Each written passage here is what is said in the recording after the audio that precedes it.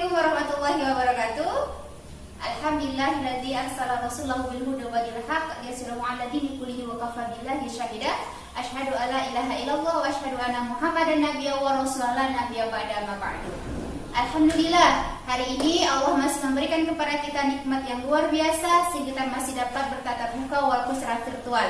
Apa kabar Ustazah pada pagi hari ini? Alhamdulillah, luar biasa. Allahu Akbar, Masya Allah. Semoga tetap semangat ya nak dalam hal menuntut ilmu. Insya Allah dalam menuntut ilmu akan berbuah pahala di sisi Allah Subhanahu Wa Taala. Amin ya Rabbal Alamin. Nah, Ustazah nih mau menyampaikan sebuah hadis. Hadisnya berbunyi, Bismillahirrahmanirrahim. At-tuhuru syatrul iman.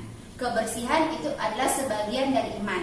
Nah, di sini anak-anak Ustazah, apakah ketika bangun pagi langsung dibersihkan tempat tidurnya? Ada? Nah, masih ada yang belum ya. Nah, jadi untuk kedepannya ketika bangun dari tidur langsung dibersihkan, langsung dikemas tempat tidurnya. Setelah itu apa? Gosok gigi, cuci muka, ngambil air wudhu, kemudian sholat. Nah, setelah sholat apa lagi nak? Kenapa? Zikir pagi dan petang. Setelah itu apa lagi kegiatannya? Nah, setelah itu anak Ustazah langsung mandi. Agar apa? Agar fresh badannya. Ketika pembelajaran akan dimulai, anak Ustazah sudah fresh, sudah segar, sudah mandi, sudah gosok gigi, dan juga sudah sarapan. Nah, Ustazah harap anak Ustazah tetap bersemangat dalam hal menuntut ilmu dan juga menjaga aktivitas ibadahnya, kebersihan dirinya terutama. Kemudian apa lagi? Membantu ayah bunda di rumah. Kemudian juga jangan lupa untuk terus berdoa kepada Allah. Semoga Allah segera menghilangkan COVID-19 ini sehingga kita dapat berkumpul kembali di sekolah. Baik anak Ustazah, selamat belajar dan tetap istiqomah.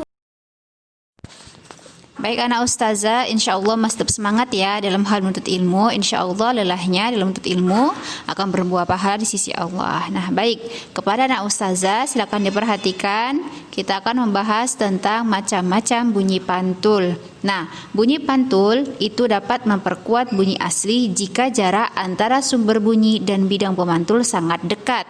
Contohnya antum yang sering mendengarkan suara azan berkumandang. Nah, itu adalah bunyi pantul. Nah, baik, kita akan membahas satu persatu apa-apa saja bunyi pantul.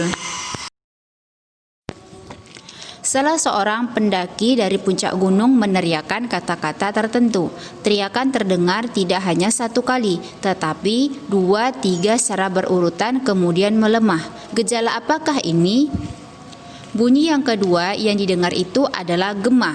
Gema merupakan bunyi pantul yang terdengar setelah bunyi asalnya terdengar terlebih dahulu. Ada interval waktu antara bunyi asal dan bunyi pantul. Gema dapat dihasilkan oleh pantulan bunyi bangunan, bukit-bukit, dan karam yang cukup jauh. Adanya gema menunjukkan bahwa bunyi memang dipantulkan. Halo, lo, lo. Halo, lo.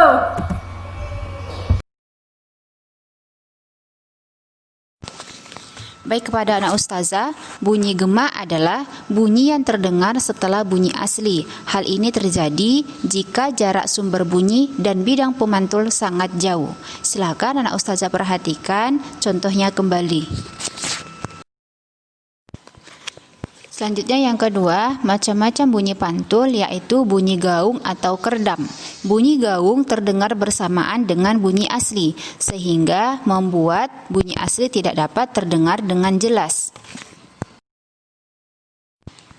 Contohnya seperti pada gambar berikut ini. Gaung terjadi ketika sebagian bunyi pantul terdengar hampir bersamaan dengan bunyi asli, sehingga bunyi aslinya menjadi tidak jelas. Gaung dapat juga terjadi di dalam gedung dan sumur.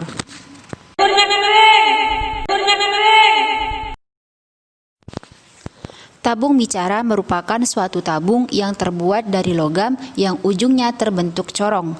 Tabung ini banyak digunakan pada kapal laut untuk mengatasi gangguan komunikasi akibat suara angin dan ombak. Seseorang yang hendak menyampaikan pesan berbicara dari ujung yang satu dan orang lain mendengarkan pada ujung yang lain. Karena kita akan memasuki perairan rawan bajak laut.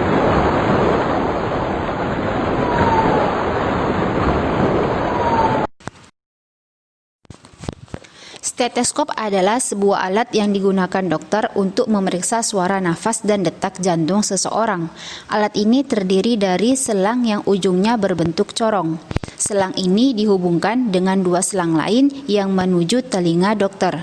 Ketika dokter menyentuhkan corong pada dada seseorang, maka bunyi detak jantung dan nafas akan merambat ke dalam selang setelah melalui proses pemantulan. Maka dokter pun dapat mendengar dengan jelas detak jantung dan nafas sang pasien.